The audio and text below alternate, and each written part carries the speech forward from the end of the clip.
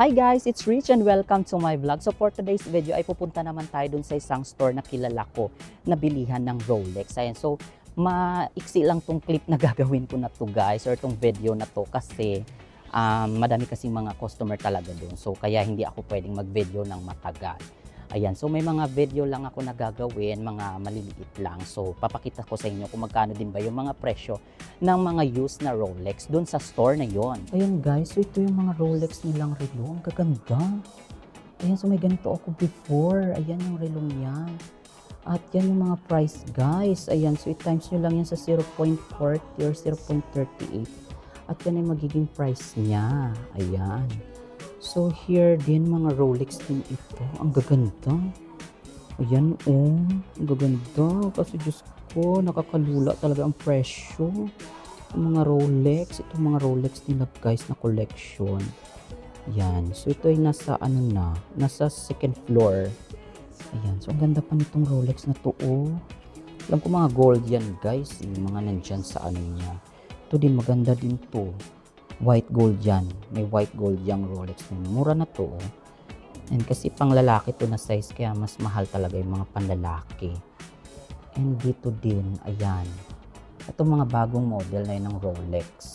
Ayan. So itong mga Rolex, ayan. And this one may mga diamond din to. Oh. Ayan. So yan yung mga price niya. And this one also leather yung kanyang band. And yeah, yan yung kanyang mga price. OMG guys, napakaganda nitong Rolex na to. Ayan oh. Kakaiba yung design niya. May mga bato-bato pa siya. Ayan yung price niya. So, i-times nyo lang yan. So, yan yung magiging price niya.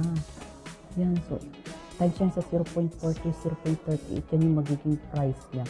Pag nag-travel kayo dito, magiging tax included. Ay, tax free naman kayo eh. Basta ipakita nyo lang yung passport nyo. Ayan. Nakakaiba talaga itong design ito. Ang ganda. May mga daya-daya mo siya. Tapos itong mga bato niya. Nakakaibang design. Pang lalaki yata ito na size eh. Ayan. So ito din eh. Ayan. Mga leather naman ito. Ayan. So dito din guys. Ayan mga Rolex. Itong ganda naman ng color nito. Pati yung dial niya. Kakaiba. Ayan yung mga price guys. Ito. Alam ko mas mura kasi pagka walang date. Ayan. Pag walang date, mas mura siya. Pero hindi pa rin mura sa akin. Ayan. So, ito din, oh. Mga panglalaki ito dito, eh. Ayan. So, itong isang ito, may diamond ito.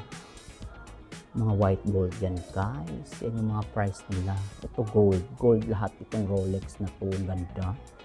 At yan yung price niya. Ito din, magaganda, oh. Ito mga ladies naman dito kasi maliliit na size.